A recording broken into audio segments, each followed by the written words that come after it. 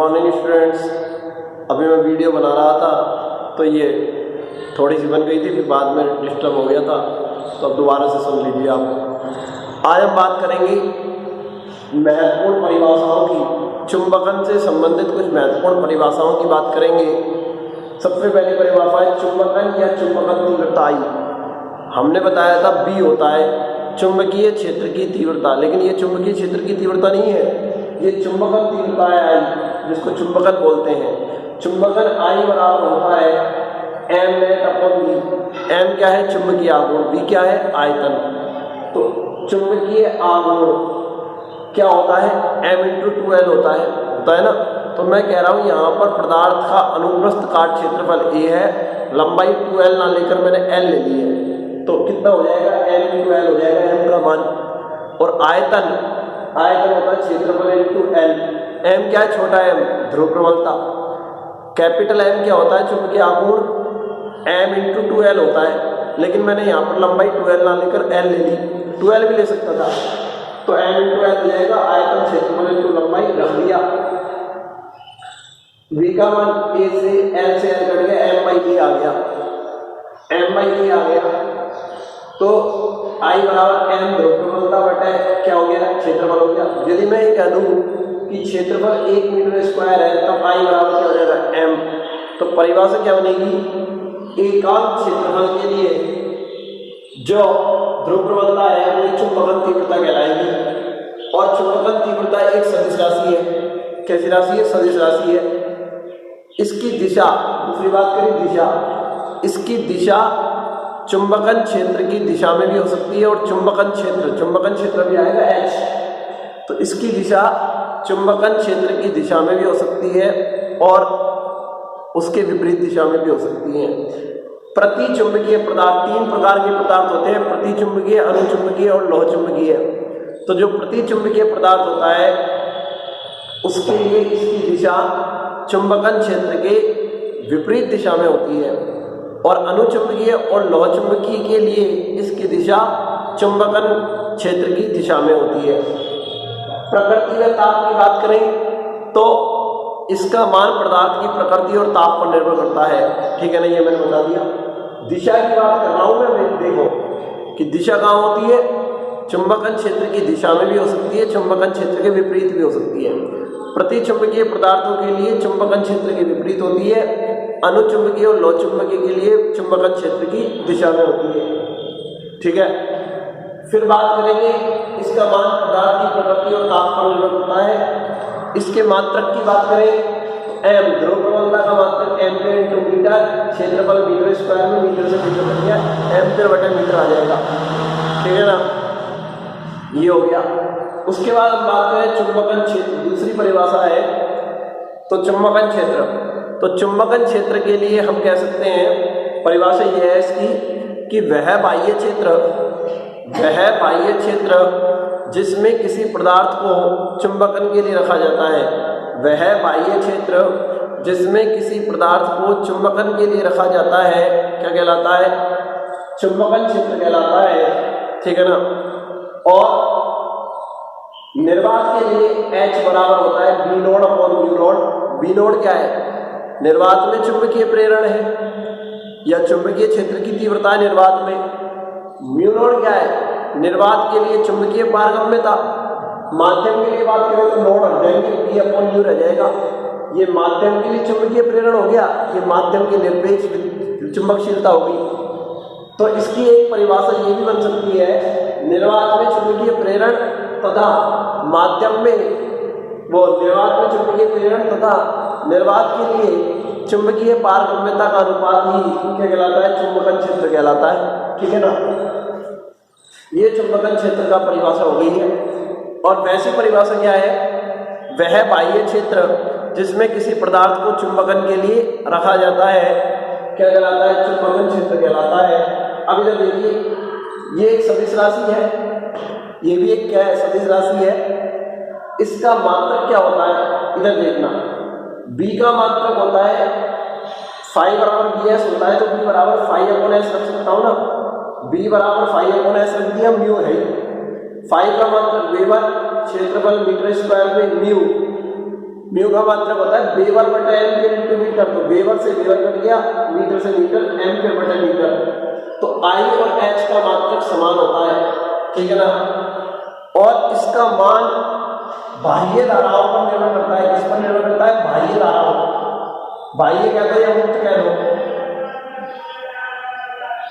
इसका मान जो बाहर से धारा दे रहे हैं ना, बाहर से मुक्त धाराएं, उन पर निर्भर करता है। पदार्थ में जो तुम बाहर से धारा प्रवाहित कर रहे हो उस पर। बद्ध धाराओं, बाह्य धाराओं पर निर्भर करता है। बाह्य धाराएं जो बाहर से मुक्त धाराएं दे रहे हो उस पर निर्भर करता है इसका मान, ठीक है ना। ये मैंने पूरी बात इसके लिए बता दी है। तीसरी परिभाषा है चुंबकीय प्रवृत्ति। तीसरी है चुंबकीय प्रवृत्ति। ये परिभाषाएं आती रहती हैं और ये होता है काई, काई काई। ये चिन्ह कैसा है? एक्स जैसा है, काई, इसको बोलते हैं काई, काई, चुंबकीय प्रवृत्ति काई,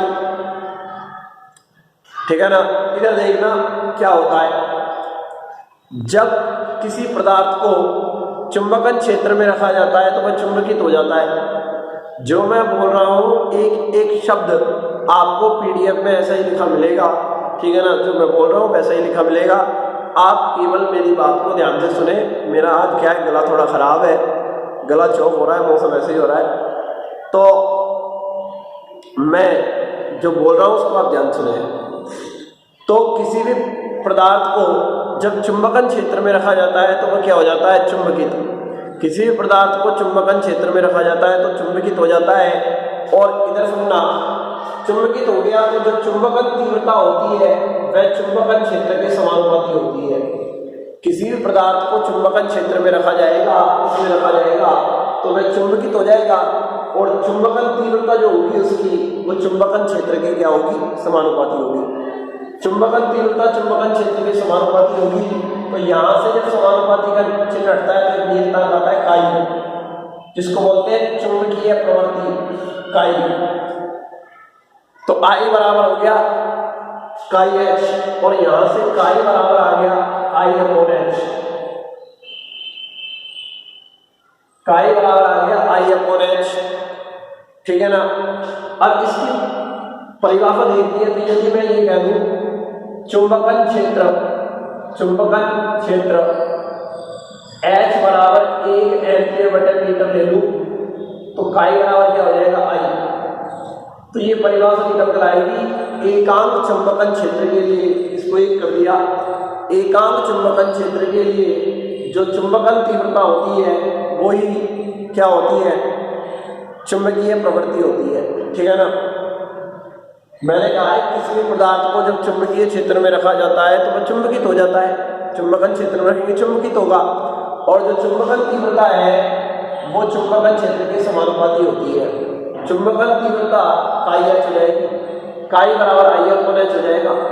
और यदि एच की वैल्यू 1 एम्पियर बटा मीटर रख ली तो काई बराबर क्या हो जाएगा? आई हो जाएगा। एकांक चुंबकन क्षेत्र के लिए जो चुंबकन तीव्रता है वही चुंबकीय प्रवृत्ति काई कहलाती है। अब इधर देखना इसका मात्रक, मात्रक क्या होगा इसका? आई का मात्रक और एच का मात्रक दोनों का समान होता है तो मात्रकहीन। कैसी राशि है ये? मात्रकहीन। और मात्रकहीन है तो विमाहीन भी है। अरे मात्रकहीन है तो विमाहीन भी है। मात्रकहीन और विमाहीन राशि है ये, ठीक है, कोई दिक्कत वाली बात ही नहीं है। मात्रकहीन और ये विमाहीन राशि है। इसका मान इधर देखना, पदार्थ की प्रकृति वह ताप पर निर्भर करता है। पदार्थ की प्रकृति वह ताप पर निर्भर करता है, ये मैंने आपको बता दिया है। ये तीसरी परिभाषा है। चौथी परिभाषा है, ये परिभाषाएं आती रहती हैं भाई साहब, मैं फिर कह रहा हूं इन पर न्यूमेरिकल भी होंगे। चौथी परिभाषा है चुंबकीय पारगम्यता म्यू। चुंबकीय पारगम्यता, चुंबकीय पारगम्यता म्यू। इधर सुनना, किसी भी माध्यम से चुंबकीय बल रेखाएं कितनी गुजर सकती हैं, किसी भी माध्यम से चुंबकीय बल रेखाएं कितनी गुजर सकती हैं, उन बल रेखाओं की गुजरने की क्षमता ही उस माध्यम की चुंबकीय पारगम्यता कहलाती है। तो परिभाषा क्या बनेगी, किसी माध्यम से गुजरने वाली चुंबकीय बल रेखाओं की क्षमता को ही, किसी माध्यम की कितनी क्षमता है चुंबकीय बल रेखाओं को गुजारने की, वो क्या कहलाती है, चुंबकीय पारगम्यता।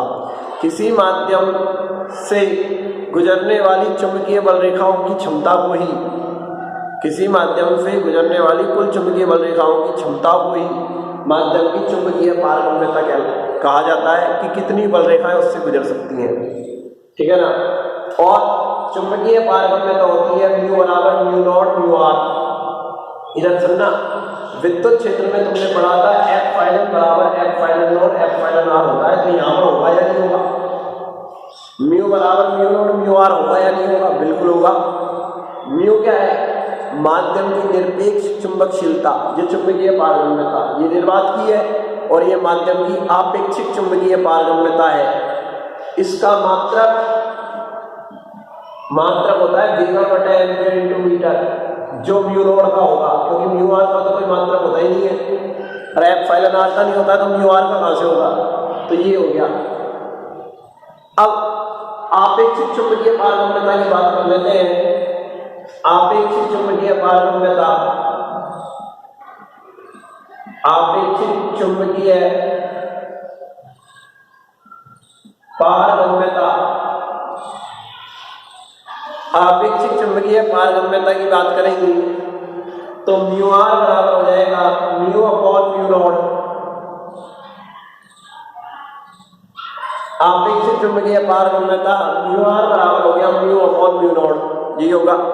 तो क्या परिभाषा निकलेगी, माध्यम की चुंबकशीलता, माध्यम की निरपेक्ष चुंबकशीलता और निर्वात की चुंबकशीलता का अनुपात ही माध्यम की आपेक्षिक चुंबकीय पारगम्यता कहलाता है। क्या कहलाता है, माध्यम की आपेक्षिक चुंबकीय पारगम्यता कहलाती है म्यू आर, और ये मात्रहीन और विमाहीन राशि है, ये आपको मैंने बता दिया है, ठीक है ना। तो 5 परिभाषाएं हमने देखी है,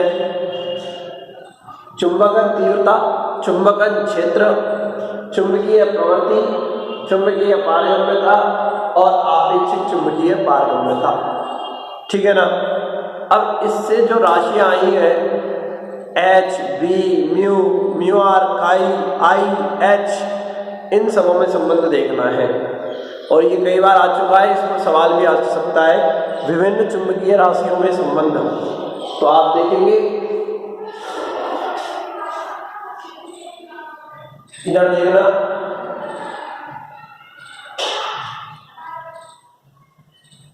विभिन्न चुंबकीय राशियों में संबंध।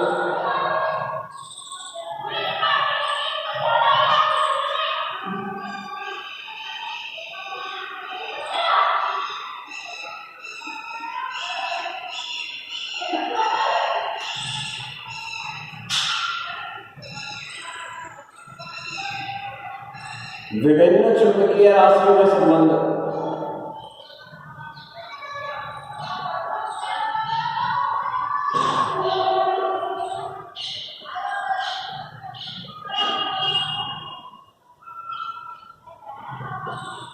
विभिन्न चुंबकीय राशियों में संबंध देखना है। तो भाई विभिन्न चुंबकीय राशियों में संबंध देखने के लिए हम क्या करते हैं, एक परिनालिका बनाते हैं। अब आप पूछेंगे परिनालिका क्या होती है, तो एक बेलनाकार नलिका लो, कुचालक नलिका, ये बेलनाकार कुचालक नलिका ले ली और उसकी लंबाई के अनुदिश लंबाई है, इसमें तार लपेट दो, विद्युत रुद्ध तार।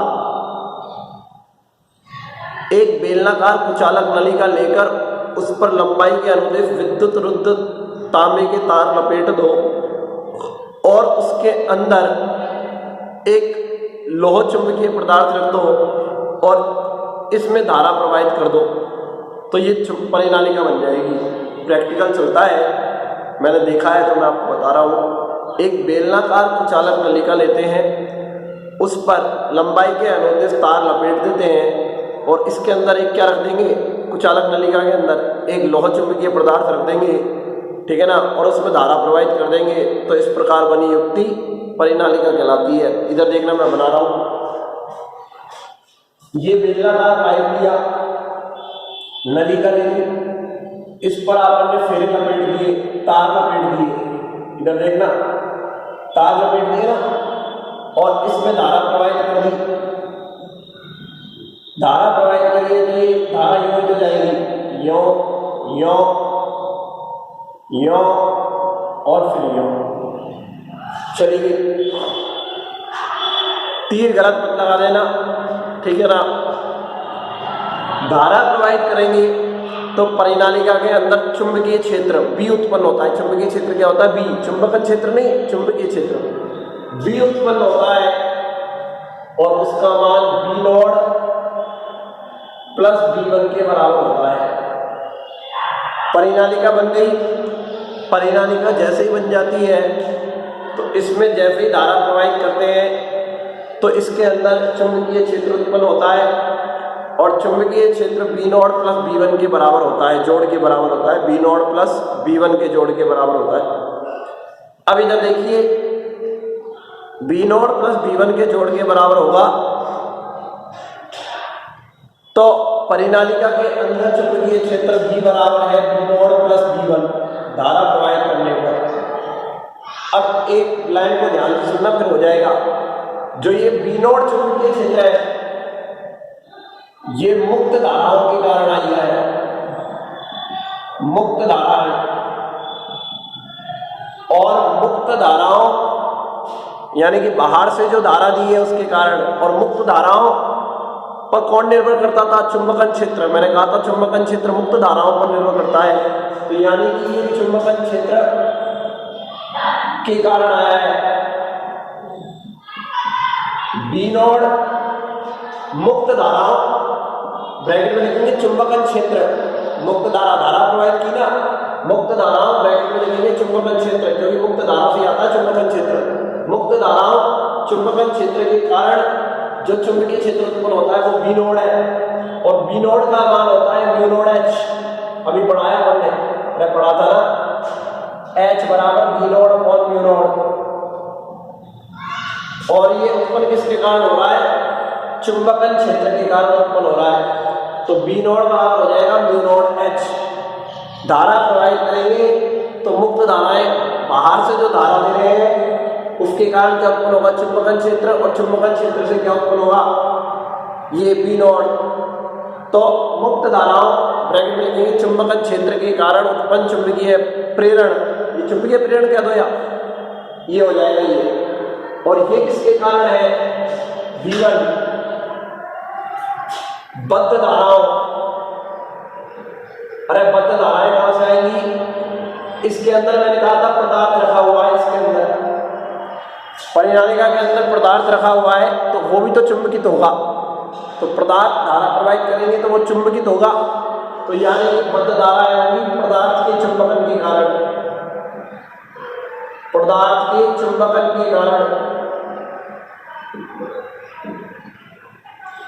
ये तो तुमने बाहर से धारा दी है, उसमें चुंबकन क्षेत्र उत्पन्न हुआ, उसके कारण है ये तो। और ये बद्ध धारा हो, बद्ध धारा है मतलब अंदर, अरे अंदर कौन रखा गया है? पदार्थ। तो पदार्थ का भी तो अंदर चुंबकन होगा, तो उससे जो चुंबकीय क्षेत्र उत्पन्न होगा वो B1 होगा, और B1 का मान इधर करना, पदार्थ चुंबकन होता है, पदार्थ का चुंबकन होता है। तो मैंने कहा था पदार्थ के चुंबकन से जो चुंबकन तीव्रता होती है वो H के समानुपाती होती है।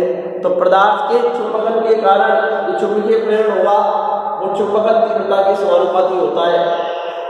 B0 का मान तो ये रहा, और B1 पदार्थ के चुंबकन के कारण, और पदार्थ का चुंबकन जब होता है वो चुंबकन तीव्रता के सीधे समानुपाती होता है। जितनी ज्यादा तीव्रता होगी उतना ज्यादा चुंबकन होगा पदार्थ का। मैं बार बार कह रहा हूं कि धारा प्रवाहित करने पर परिनालिका के भीतर चुंबकीय क्षेत्र उत्पन्न होता है जिसका मान B0 प्लस B1 के बराबर होता है, और B0 का मान मुक्त धाराओं, मुक्त धारा मतलब चुंबकन क्षेत्र, चुंबकन क्षेत्र के कारण उत्पन्न चुंबकीय प्रेरण, B0 का मान मुक्त धाराओं यानी कि चुंबकन क्षेत्र के कारण उत्पन्न हुआ है जिसका मान B0 बराबर μ0H है, और B1 है बद्ध धाराओं, और बद्ध धाराओं का मतलब है पदार्थ का चुंबकन, अंदर पदार्थ है उसका भी चुंबकन हुआ है, तो वो बद्ध हो गया अंदर। पदार्थ के चुंबकन के कारण उत्पन्न चुंबकीय प्रेरण के बराबर होता है और पदार्थ का चुंबकन तीव्रता के सीधे समानुपाती होता है। जितनी ज्यादा चुंबकन तीव्रता उतना ज्यादा पदार्थ का चुंबकन होगा। तो V1 समानुपाती I और V1 बराबर हो गया mu naught I। V not बराबर होता है mu naught I। Mu naught क्या है? निर्वात की चुंबकशीलता, जिसका मान 4 पाई गुणा 10 की घात -7 वेबर बटा एम्पीयर इंटू मीटर होता है।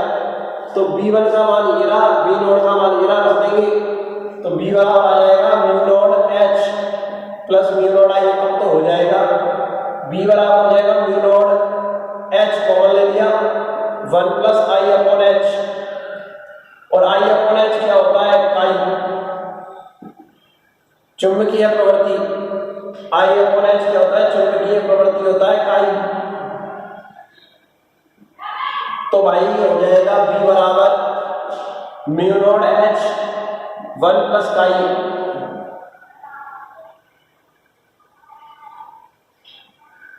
ये एक फॉर्मूला हो गया। इधर देख, H को इधर लिया, V बटे H बराबर हो गया म्यू नॉट 1 प्लस काई, और V अपॉन H क्या होता है? म्यू, माध्यम की चुंबकशीलता, माध्यम की निरपेक्ष चुंबकशीलता।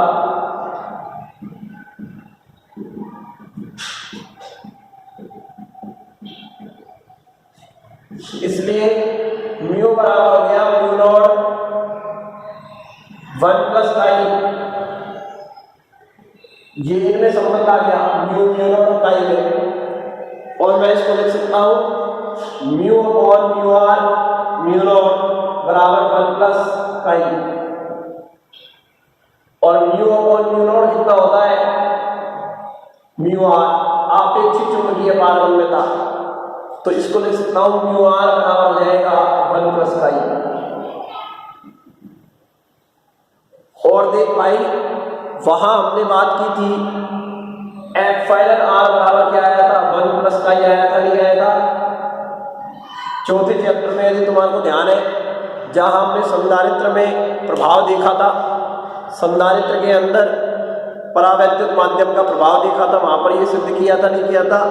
एप्सिलॉन आर बराबर 1 प्लस काई। तो यहाँ पर म्यू आर बराबर क्या होगा? 1 प्लस काई आ गया। ये सिद्ध हो गया भाई, ये संबंध होता है।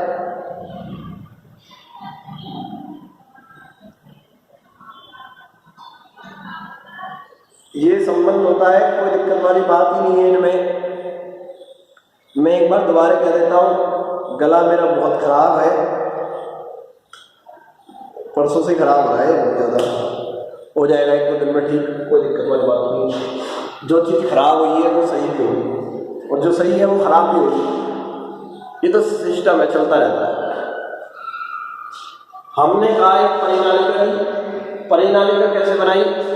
एक बेलनाकार कुछ अलग नलिका लिया, उस पर मैंने लंबाई के अनुदिश तार लपेट दिए और उसमें धारा प्रवाहित कर दी, तो परिनालिका बन गई। और परिनालिका के अंदर एक लौह चुंबकीय पदार्थ और रखा जाता है।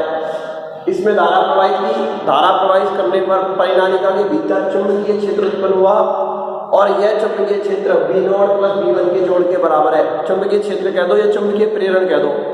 तो चुंबकीय प्रेरण का मान मुक्त धाराओं मतलब चुंबकन क्षेत्र के कारण उत्पन्न चुंबकीय प्रेरण V नॉट तथा बद्ध धाराओं का पदार्थ के चुंबकन के कारण उत्पन्न चुंबकीय प्रेरण V1 के जोड़ के बराबर होता है। और V नॉट का मान V नॉट H होता है, और बद्ध धाराओं पदार्थ के चुंबकन के कारण उत्पन्न चुंबकीय प्रेरण चुंबकन तीव्रता के सीधे समानुपाती होता है। ये समानुपाती हो गया म्यू नॉट I, यहाँ से H कॉमन ले लिया, mu naught H 1 plus H I upon H, I upon H का हो गया, ये रख दिया। ये V अपॉन H म्यू हो गया, तो ये आ गया mu upon mu naught mu R हो गया, ये आ गया। एप्सिलॉन आर बराबर 1 प्लस काई होता है, यहाँ म्यू आर बराबर 1 प्लस काई है, हो गया। अब इधर सुनना, एक बार आया था संबंध B म्यू H काई M I, इनमें संबंध स्थापित करो। ये तो सारे हैं, लेकिन M नहीं है। अब कई ने सोचा कि एम कहाँ से लाए, एम तो ही नहीं, इधर देख रहे, इधर आई बराबर होता है एम अपॉन वी। तो भाई यहाँ आई की जगह में एम अपॉन वी नहीं रख सकता क्या? यदि एम में संबंध पूछना है, यदि कह रहा है कि एम धाओं में कि इन सबों में संबंध स्थापित करो, तो इसके बाद एक स्टेप और बढ़ जाता कि आई की जगह में क्या लिख सकता था, एम भी नहीं लिख सकता क्या? एम अपॉन वी, सॉरी, अरे आई बराबर एम अपॉन वी भी तो लिख सकता था, तो वो बी एच इनमें संबंध हो जाता और फिर चलता रहता आगे। अरे वो तो अपने दिमाग की बात है, तो ये रख देते बी बराबर म्यू नॉट एच 1 प्लस आई की जगह एम अपॉन वी एच आ जाएगा, और बाद में फिर वही आई अपॉन एच को काई रख देते, तो एक स्टेप और आ जाता बीच में। भाई कुछ अपना दिमाग भी तो लगाना पड़ता है। एग्जामिनर ने पूछ लिया कि एम भी लाओ, तो एम यहाँ से आ जाएगा, आई बराबर क्या होता है, एम अपॉन वी आता है, तो एक संबंध एक स्टेप और आ जाएगा बीच में ये वाला, ठीक है ना। तो कभी कभी नकल में अकल भी लगानी पड़ती है, थोड़ी बहुत तो अकल लगाओगे या नहीं लगाओगे, या हलवा ही खाओगे सब कुछ, तो थोड़ी बहुत अकल पेपर में लगानी पड़ती है, ठीक है ना। वो तो अकल तो हर काम में लगानी पड़ती है, थोड़ी बहुत पेपर में क्या हर काम में ही लगाती है। रोटी खाते हैं, ठीक है ना, तो आँख बंद करके रोटी तो नहीं खाते हैं, ठीक है ना, और आँख बंद करके भी खाते हैं। तो ये थोड़ी है कि अपन मुँह इधर जा रहा है तो अकल लगा के यहीं ले जाना है खाने को, ये थोड़ी है कि आँख में ले जाएंगे उस खाने को, तो अकल हर काम में लगानी पड़ती है थोड़ी बहुत, ठीक है ना। तो ये हो गया है।